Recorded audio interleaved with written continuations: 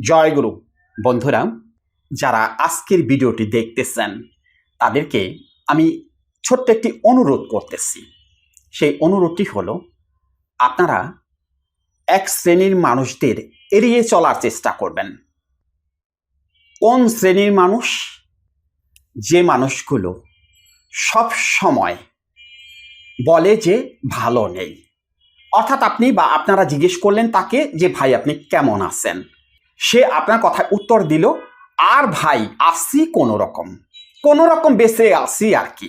অর্থাৎ যাদের মধ্যে এরকম হতাশা প্রকাশ পায়, যাদের কথায় শুকরিয়া নেই, যারা শুকর গুজার করতে পারে না, তাদেরকে আপনারা সব সময় এড়িয়ে চলার চেষ্টা করবেন। কারণ এরা কিন্তু ভাইরাস। এদের কথা যদি আপনার মনে একবার সেট আপ হয়ে যায়, আপনি কিন্তু আক্রান্ত হয়ে যাবেন। অর্থাৎ আপনারও কিন্তু মন খারাপ হওয়া শুরু হয়ে যাবে। সেই জন্য সবসময় এইরকম মানুষদের এড়িয়ে চলার চেষ্টা করবেন। ভুলেও এদের কাছে কখনো যাবেন না। এমনিতেই তো আপনাদের সমস্যা, অর্থাৎ আজকের ভিডিওটি যারা দেখতেছেন তারা এমনিতেই তো সমস্যার মধ্যে আছেন। ডিপ্রেশন, অ্যাংজাইটি, ওসিডি এইরকম প্রবলেমে তো তারা আছেন। সেই জন্য তারা সবসময় এইরকম লোকদের, অর্থাৎ যারা শুকরিয়া জ্ঞাপন করতে পারে না, যাদের মধ্যে কৃতজ্ঞতা বোধ নেই, তাদের কাছ থেকে এড়িয়ে চলার চেষ্টা করবেন। দেখবেন সত্যি সত্যি আপনারা ভালো থাকতে শুরু করেছেন। অর্থাৎ আপনারা সঙ্গটা পরিবর্তন করার চেষ্টা করবেন যদি সুস্থ থাকতে চান। সবসময় ভালো মানুষের সঙ্গে যাবেন, যাদের মধ্যে আত্মবিশ্বাসী কথাবার্তা আছে, যারা কর্মচঞ্চল, যাদের মানসিকতা সুন্দর, সবসময় তাদের সঙ্গে থাকার চেষ্টা করবেন। তাহলে দেখবেন একটা পর্যায়ে আপনিও ভালো হতে শুরু করেছেন বা আপনি ভালো থাকতে শুরু করেছেন। কেন এই কথাগুলো শুরুতেই বললাম আপনাদের? কারণ তো অবশ্যই আছে, কারণ ছাড়া আমি কোনো কথা বলি না। যদিও আপনারা হয়তো বলেন যে আমি বকর বকর করি, সেই বকর বকর করার পেছনে উদ্দেশ্য আছে বা কারণ আছে। কারণ ছাড়া আমি একটি কথাও বলবো না বা আমি বলি না। আজকে সকালে আমার ইমো নাম্বারে একটি মেসেজ আসছে।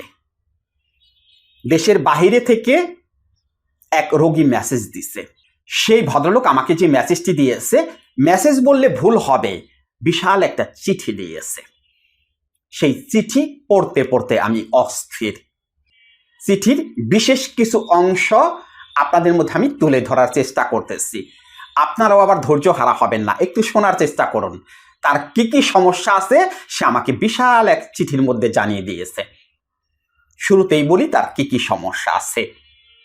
তার গিরায় গিরায় ব্যথা করে, তার কোমরে ব্যথা করে, শরীর মেজমেজ করে, কোনো কিছু ভালো লাগে না, সারাক্ষণ শুয়ে থাকতে ইচ্ছে করে, তার বুক ধরফর করে, তার কাজে গেলে পরে ভয় লাগে, কেউ একটা কথা বললে তার বুক ধরফর ধরফর করে কাঁপে, তার প্রস্রাবের সাথে নাকি ওই যে বীর্য যায়, তার পেটের মধ্যে বুট বাট করে, পেট চিনচিন করে ব্যথা করে, কোনো খাবার এসে হজম করতে পারে না, রাতে তার ঘুম হয় না, একদম সে ঘুমাইতে পারে না, তার পাতলা বীর্য হয়ে গেছে, তার 1 মিনিটের মধ্যেই দ্রুত বীর্যপাত হয়ে যায়, তার উত্থান মাঝে মধ্যে হয়, মাঝে মধ্যে হয় না। এ হলো সার সংক্ষেপ আপনাদের বললাম না বিশাল ইতিহাস আছে। আরো যে সমস্যাগুলোর কথা সে আমাকে বলছে ওগুলো তো বলাই যাবে না। এত বড় একটা চিঠিতে তার সমস্যার কথা জানানোর পরেও সে আবার মেসেজ দিচ্ছে আমাকে, স্যার আমার আরো বেশ কিছু সমস্যা আছে, আপনার সাথে কথা বলে আমি সেই সমস্যার কথাগুলো আপনাকে বলবো। আমি ভয়ে অস্থির। এত বড় একটা বিশাল চিঠির মধ্যে তার সমস্যার কথা লিখছে, তারপরেও নাকি সমস্যা বাকি রয়ে গেছে, অর্থাৎ যেগুলো সে আমার কাছে বলতে চাইতেছে। কি করব, যেহেতু রুগী বিদেশে আছে বেচারা। আচ্ছা ঠিক আছে, আমি তাকে অনুমতি দিলাম যে আপনি আধা ঘন্টা পরে কল করেন, কারণ ওই সময় আমার কাউন্সেলিং চলতেছিল, আমি রোগীর কাউন্সেলিং করাইতেছিলাম। তো সেই বেচারা 40 মিনিট পরে আমাকে কল করছে। কল করে বলতেছে যে স্যার আপনি কি ওগুলো ভালো করে দেখছেন? আমি বললাম হ্যাঁ ভাই আমি দেখছি। পরে বলতেছে স্যার আমার আরও সমস্যা আছে, সেগুলো আপনার কাছে বলতে চাইতেছি। আমি বললাম আচ্ছা ঠিক আছে বলেন। সে আবার তার সমস্যার কথা আমাকে বলতে শুরু করছে। প্রতিদিন নাকি তার স্বপ্নদোষ হয়, আবার তার মধ্যে সে আবার হস্তমৈথুন করে, প্রতিদিন সে হস্তমৈথুন করে। এক কথায় সে এখন নাকি মৃত্যুশয্যায় আছে। টাকার ব্যবস্থা করতেছে, সে এখন বাংলাদেশে চলে আসবে।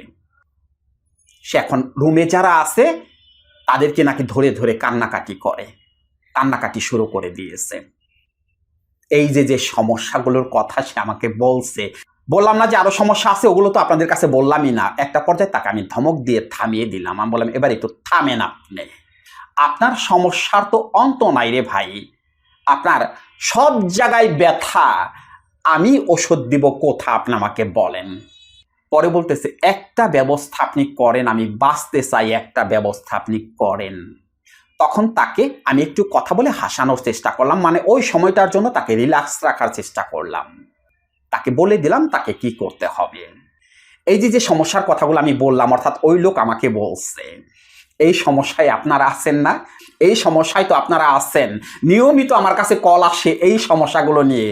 স্যার, আমার পায়ে ব্যথা, অমুক ব্যথা, তমুক ব্যথা, গিরায় ব্যথা, কোমরে ব্যথা, বিছানা থেকে উঠতে পারি না, কাজকর্ম করতে পারি না, মানে সমস্যার তো অন্ত নেই। এত সমস্যা থাকলে ওষুধটা দেব কোথায়? আমার একটি গানের কলি মনে পড়ে গেল, একটু গাই, আপনারা কিছু মনে করবেন না। ও তোমার কোন কোন জায়গায় ব্যথা গো বান্ধবী ললিতা। একটি আধ্যাত্মিক গানের কলি, কিন্তু আপনারা আবার মজা করেন না এই গানটা নিয়ে, এটা একটা আধ্যাত্মিক গানের কলি। তো এত যদি ব্যথা হয় ওষুধ দেব কোথায় বলেন? ওষুধের কথা যে বলবো, কি ওষুধের কথা বলবো? আসলে ব্যথাটা কোথায়?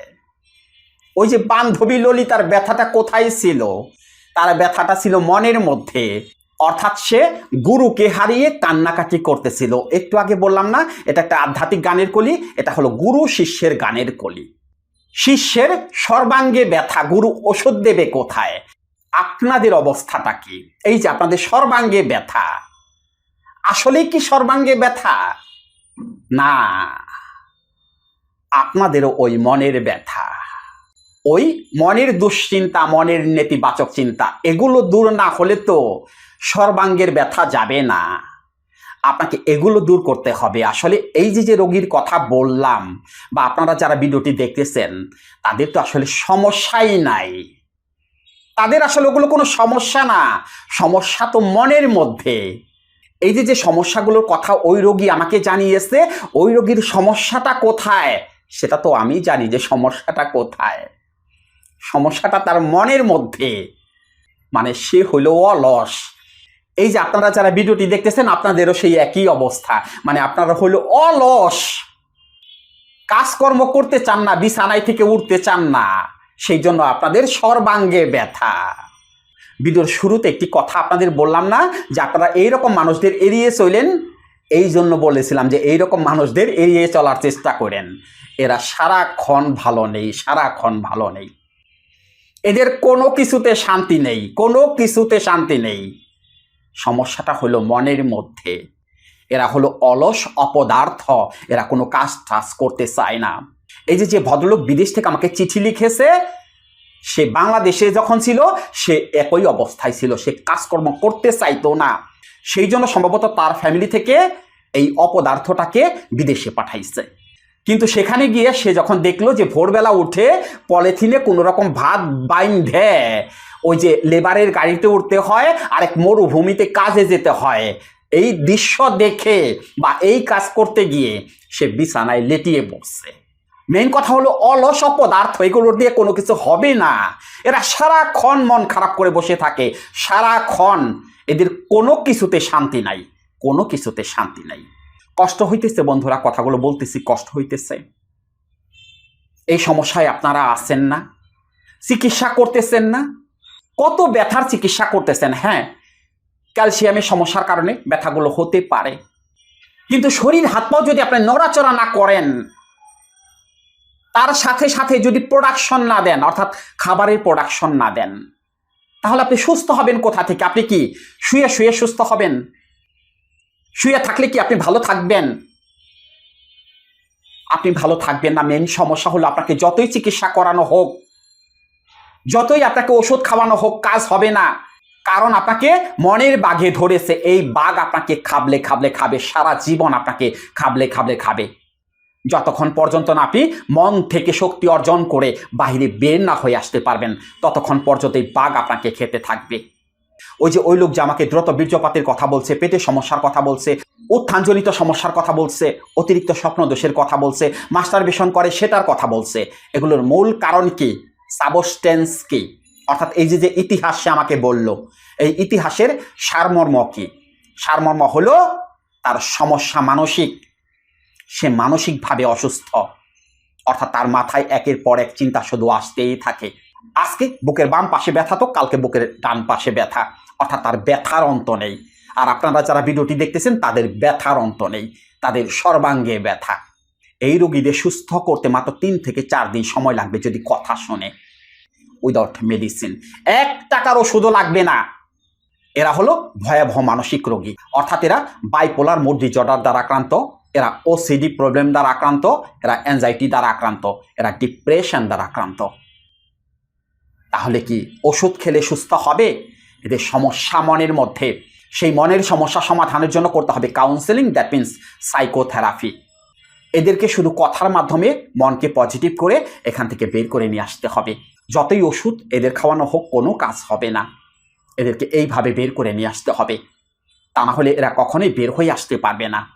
এই যে আপনাদের আমি কথাগুলো বলতেছি, অর্থাৎ আপনারা যারা কথাগুলো শুনতেছেন, আপনারা ভালো করে খেয়াল করে দেখেন। আপনারা অতিরিক্ত প্রশ্ন করেন।